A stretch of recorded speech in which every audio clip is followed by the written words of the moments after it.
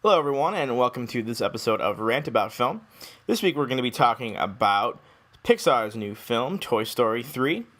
I'm going to start this review by saying, first of all, Toy Story is a film that is close to my heart. I grew up watching Toy Story, love Toy Story, I love everything about the film. Um, it's one of those movies that I just grew up watching, I still own, still love to this day, I will still watch to this day. And it's just near and dear to my heart. So, that being said, when I heard that they were going to make a third version of this film, I was a little, at first, disappointed due to the fact that a lot of sequels and triquels usually don't hold up. Look at the third Shrek. It didn't hold up very well. That being said, the second Toy Story was a good addition. Wasn't better than the first by any stretch of the means, but it was a good addition. Let me just say right away that this film is phenomenal. You have to see this movie.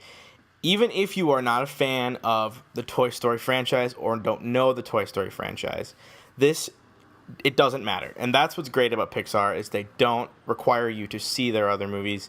I guess they haven't really made any other sequels, but it doesn't matter. You will enjoy this film. If you've ever been a kid or are a kid currently, you will love this movie. And there's 3 points that I want to go over with you.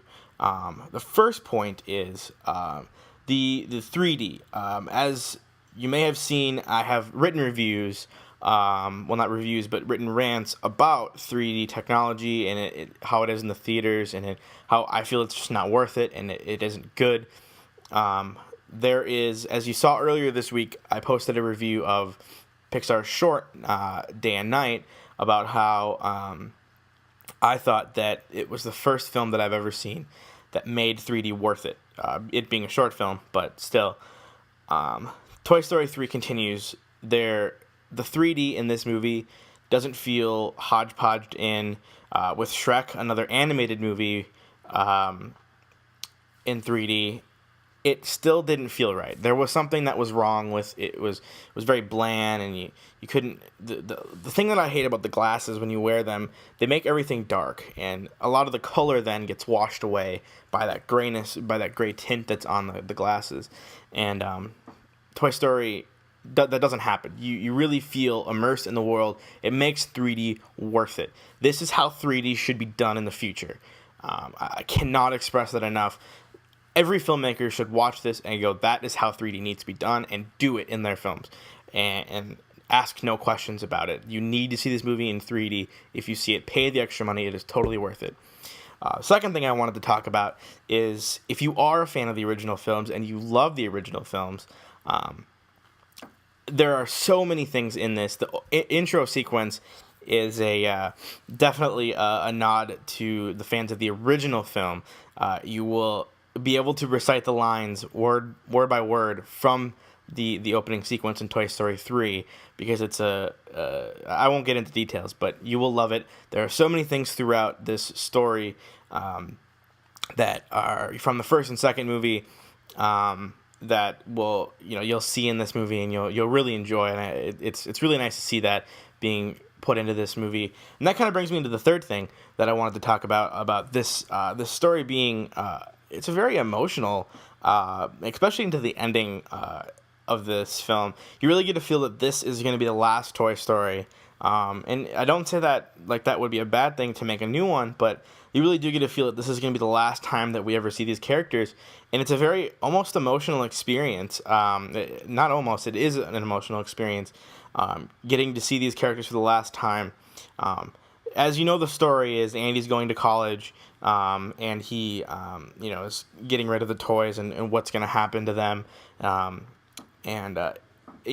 As a child, it's a child's movie, and it's meant for kids. So, the happy ending does come through, but you really do get that feeling of that you're never going to see these characters again.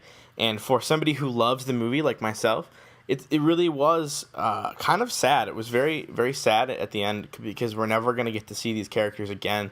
And one of the things that they play off of is kind of giving away your toys, and that you have those you've ever had that one possession in your life, whether it's a toy or something else that you're really attached to, and then eventually you have to get rid of it because you grow up and you go, and as you grow up and go to college and go to the real world, you just don't have room for that stuff anymore in your life, and it really plays on that emotion, and everybody can understand that emotion. I don't know anybody out there who wouldn't be able to, and it's really quite amazing how they really can do that, but at the same time still cater to kids, where this is still a fun kids movie and has fun moments in it, but yet for the adults and bring those emotions in. And I think it's just the magic of Pixar and what they do.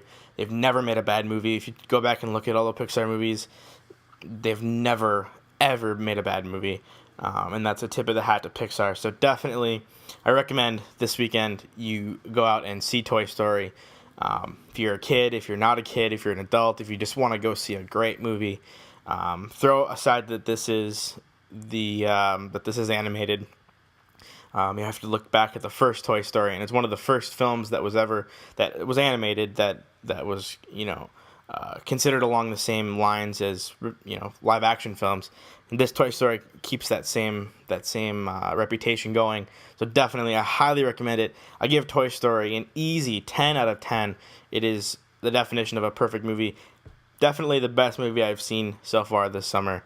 I don't think anything is going to beat it as far as storytelling goes. So there you have it. Thanks for watching, and we'll see you next week.